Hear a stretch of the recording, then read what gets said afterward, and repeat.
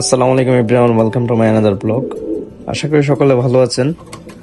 আজকে আমি Spanish Potter কবুতর নিয়ে কিছু কথা বলতে চাচ্ছি, বিশেষ করে আমার কাছে যে পেয়ারটা আছে সেই পেয়ারটা নিয়ে। মাঝে মাঝে কয়েকটা আমি কমেন্টস পাই যে আমার মাটিটা হচ্ছে গ্রানাডিনো, আবার কেউ কেউ বলতেছে জেএনএনসের, আবার অনেকেও বলতেছে এটা হচ্ছে গরগুয়েরো। প্রথমে বলে রাখি, আমি হচ্ছে স্প্যানিশে একদম নতুন। এর আগে আমি কখনো স্প্যানিশ কবুতর কালেক্ট করি নাই, কিনিও নাই। বলতে পারেন এটা হচ্ছে আমার লাইফে ফার্স্ট একটা পেয়ার যেটা আমি স্প্যানিশ কবুতর, মানে যেটা আমি কালেক্ট করি আমার লফটে। সেহেতু আমার এই স্প্যানিশ নিয়ে তেমন একটা ধারণা নেই, তবে টুকিটাকি যতটুকু ঘাটাঘাটি করছি, যতটুকু জানতে পারছি, স্প্যানিশের 14টা নাকি 15টা মতো ভেরিয়েন্ট আছে। আর ওই ভেরিয়েন্টের মধ্যে আমার আমার কাছে আছে দুইটা, একটা হচ্ছে গরগুয়েরো আর একটা হচ্ছে, এখন আমি এটা যার থেকে কিনেছি উনি বলছে এটা জিএনএনস, কিন্তু আমার যে সাবস্ক্রাইবাররা তারা বলতেছে এটা হচ্ছে গ্রানাডিনো। যাই হোক, গ্রানাডিনো আর গরগুয়েরো অথবা গ্রানাডিনো আর জিএনএনস যেটাই হোক, সমস্যা নেই। এমন না আমার এটা পিওর ব্লাড না, এমন তো নয়। এটা হচ্ছে স্প্যানিশের মধ্যে তার ব্লাডটা বিদ্যমান।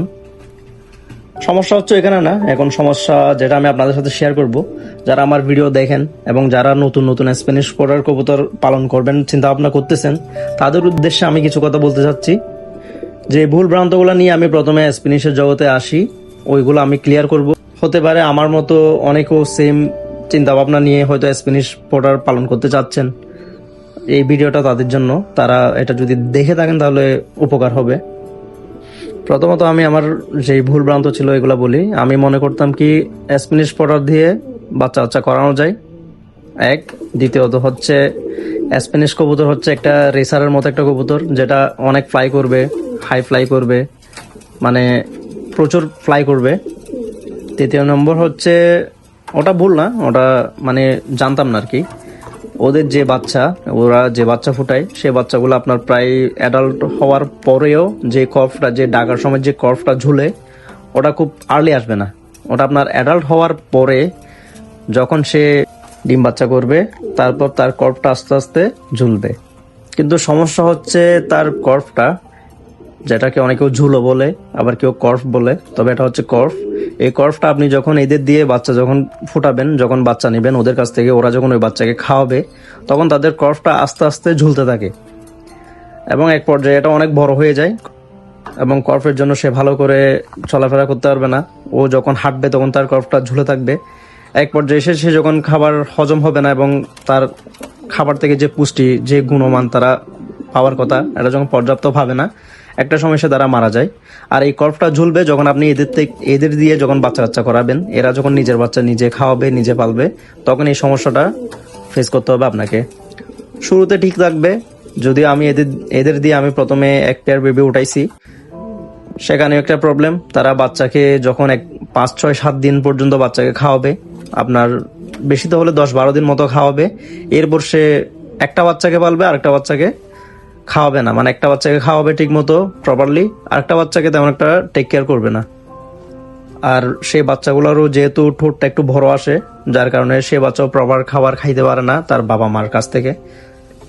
সেই জন্য এদেরকে দিয়ে বাচ্চা না করানোই বেটার। যদি আমি আমার এক্সপিরিয়েন্সের জন্য, মানে আমি অনেকে যখন আমাকে বলতেছে এগুলা দিয়ে বাচ্চা মানে করাবেন না, করালে এই ক্ষতিগুলা হয়, তো আমি দেখলাম যে না, আমি একটু ট্রাই করে দেখি একবার। যদি ওদেরকে দিয়ে যদি আমি বাচ্চা করাই, তাহলে ওদের কর্ফটা তেমন একটা বেশি ঝুলবে না, যা ঝুলবে সেটা দেখতে মানে ন্যাচারাল লাগবে, সুন্দর লাগবে আরো। সেই জন্য আমি ওদেরকে দিয়ে এক পেয়ার বাচ্চা করাই। ওরা নিজে ডিম দিয়ে, মানে নিজে ডিমে তা দিয়ে বাচ্চা ফুটাইছে এবং সেই বাচ্চাগুলোও বড় করছে। কিন্তু বড় করার ওই যে বললাম 5, 6, 7 দিন খুবই ভালো চলতেছে, যেটা তারা ক্রপ মিল্ক যেটা খাওয়াই, ওইটা পর্যন্ত ঠিক আছে। কিন্তু বাচ্চাকে যখন দানাদার খাদ্য খাওয়ানোর সময় চলে আসে, মা বাবা যখন বাচ্চাকে দানাদার খাদ্য খাওয়ায়, সেই সময়টাতে এসে আমি একটু প্রবলেম ফেস করছি। তারা যেই বাচ্চাটা একটু বড়, একটু বলিষ্ঠ, সেই বাচ্চাটাকে সুন্দরভাবে খাওয়াবে, তাও প্রপারলি খাওয়াইতে পারে না। মানে বাচ্চাটাও খাইতে পারে না, তারাও খাওয়ানোর চেষ্টা করে কিন্তু পারে না, ফলে বাচ্চাগুলো দুর্বল হয়ে যায়। তখন আমি হ্যান্ড ফিডিং করি আমি দুইটা বাচ্চাকে মোটামুটি বড় করি। কিন্তু একটা বাচ্চা ছোটকালে অনেক খাওয়া, মানে তাদের যে কর্ফ মিল্ক হয়তো ওটা খুবই কম খাওয়াইছে, যার কারণে বাচ্চাটা একটু দুর্বল হয়ে যায়। সে তার পা, মানে দুইটা পা ব্যালেন্স করে রাখতে পারতো না, একটা পা ঠিক ছিল আর অন্যটা পা ব্যালেন্স করে রাখতে পারতো না, ঠিকভাবে দাঁড়াইতে পারতো না, হাঁটাহাঁটি করতে পারতো না, এক জায়গায় স্থির হয়ে বসে বসে থাকতো। তারপরে যে বড় বাচ্চাটা ওটাকে মানে অল্প অল্প খাওয়াইতো, যা খাওয়াইতে পারতো মা বাবা মিলে অল্প কিছু, এতে তার কিন্তু হয় না। এরপরে আমরা ওটাকে হ্যান্ড ফিডিং করাই। হ্যান্ড ফিডিং করার পরে মাশাআল্লাহ আল্লাহর রহমতে ওই বাচ্চাটা আমরা টিকাইতে পারি।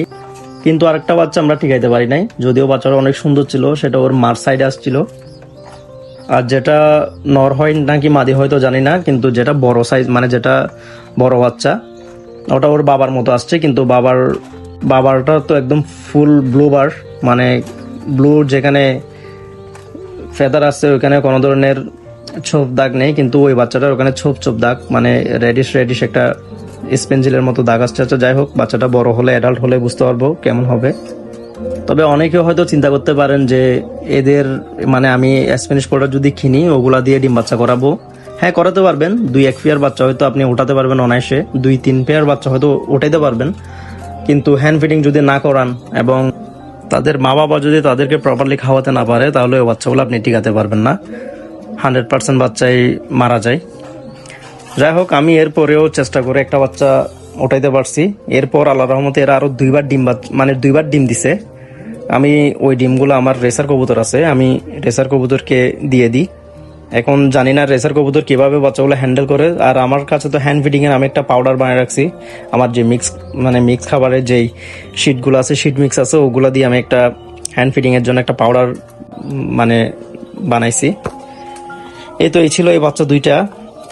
সাদা বাচ্চাটা সার্ভাইভ করতে পারে নাই, ওর একটা পা ইনজুর ছিল, মানে কেন জানি না, ও একটা পা দিয়ে হাঁটতে পারতো না, কিন্তু অন্য পাটা দিয়ে সে চলাফেরা করতে পারতো, সুস্থ ছিল। এরপরেও বাচ্চাটা সার্ভাইভ করতে পারে নাই। ওই যেটা ব্লু বার বলছিলাম, এই পাশেরটা ব্ল্যাক কালারের, ওই বাচ্চাটা আল্লাহর রহমতে ওটা বড় করছি, ওটা আমার লফটে আছে এখনো।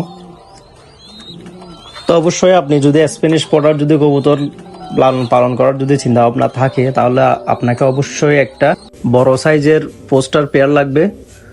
এরপরে আপনাকে হ্যান্ড ফিডিং এরও ব্যবস্থা রাখতে হবে। এই কবুতরগুলোর বাচ্চা বড় করা আসলে অনেক টাফ একটা ব্যাপার। এদের কবুতরের বাচ্চা ওঠাইতে অনেক কষ্ট, প্লাস আপনার অনেক টেক কেয়ার করা লাগে। কিন্তু যে হারে এদের প্রাইস, বর্তমান বাজার মূল্য, এদের মানে যে ডিমান্ড, ওই ডিমান্ডে আসলে পোষায় না ভাই। কথা হচ্ছে আমি একটা পেয়ার যদি এখন বাচ্চা উঠাই স্প্যানিশের, আমার ওখানে অনেক টাইম লাগবে। ধরেন 2 মাস 2.5 মাস তো টাইম লাগবে।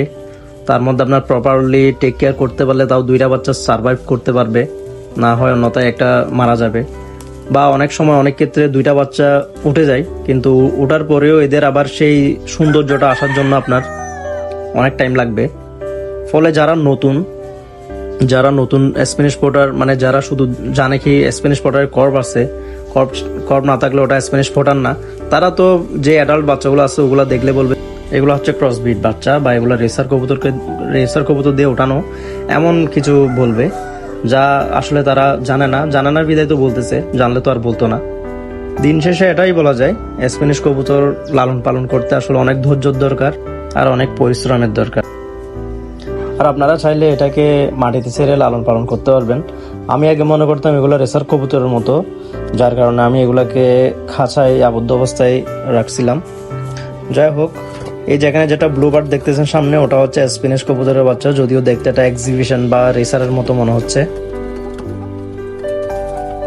তো এই ছিল আজকের ভিডিও, ইনশাল্লাহ দেখা হবে নেক্সট ভিডিওতে।